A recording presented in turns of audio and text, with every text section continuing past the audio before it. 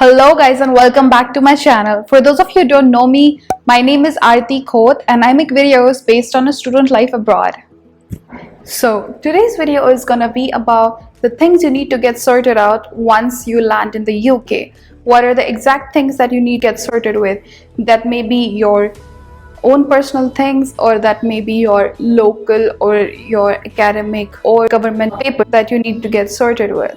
So the first thing you need to get sorted out with is the BRP. What is BRP? Biometric Residence Permit. That is your visa which would be valid throughout your course duration in the UK.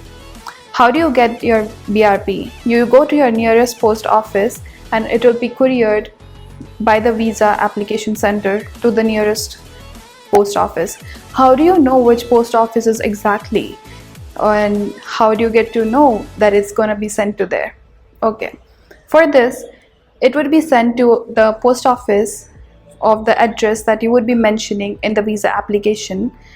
It would be sent to the nearest post office of the address that would be mentioned in your visa application center. So make sure you go and check it out. Make sure you go and pick the BRP from your nearest post office.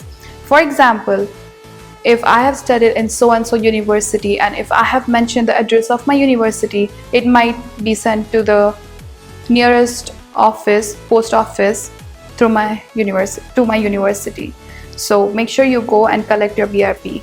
That will be the first thing you need to do once you land in the UK. The second thing you need to get sorted out with is the local SIM card. You need to have a local SIM card, of course, but make sure while you buy a local SIM card, you keep few things in your mind. When you buy a SIM card, make sure it has good plans that would benefit you from a student's perspective. For example, I know although we have a lot of online and internet calling these days, WhatsApp calling, FaceTime, Skype calls, and all sort of calls, but in case of emergency, if you want to make a normal call, it would cost you a lot. So make sure you chose your plan according to a student's perspective, as I mentioned, because it might benefit you and save a lot of your money. So the third thing you need to get sorted is with know your area. Where exactly is the grocery store? Where exactly is a tube station? Where exactly is a bus station? In case of any emergency, you should know where to travel from. So the fourth thing that you need to get sorted out with is get to know your travel route. If, for instance, if you live far away from your university, go travel to your university from your home and check how much time do you need or how much time you're required to go and travel. In case of any circumstances, it shouldn't be delayed and it will help you in reaching your classes on time. So the fifth thing and the most important thing is apply for a student Oyster card. What do I mean by student Oyster card? And first of all, what is an Oyster card? Alright, so as we have like a train passes or a bus pass here or for any country or a local train or a bus, similarly in the UK it's called as an Oyster card. It's an Oyster card where you put in money and you recharge if it doesn't have money, obviously. And if you have, it's going to be valid throughout it.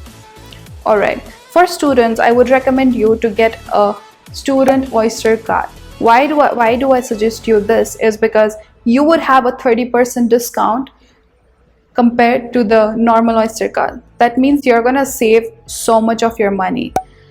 How do you exactly get your Oyster card from? I've mentioned the link in my description box below where it can guide you to the landing page of buying the Oyster card, for instance.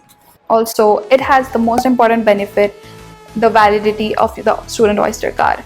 It's gonna be valid until the end of your course and you don't need to worry about buying another Oyster card or anything for that matter.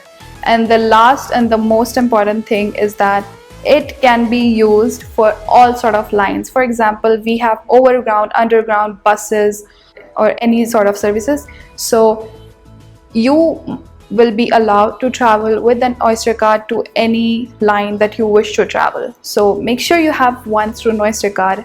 It's highly recommended. I hope this video was quite helpful for you guys. And if it was, make sure you hit the like button, subscribe to my channel, and share the video for those of you who are going to the UK and are quite confused of what do they need to get sorted with. Thank you, and I'll see you guys in the next video.